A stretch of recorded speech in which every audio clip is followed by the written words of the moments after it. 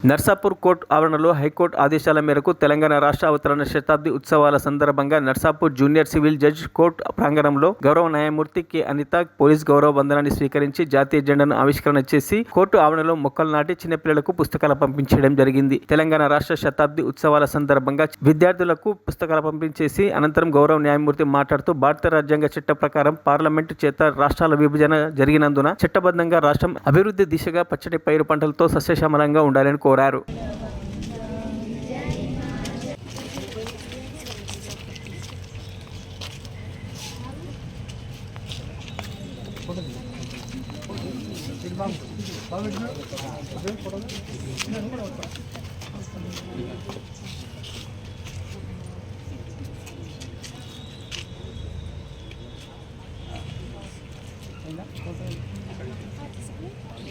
Right.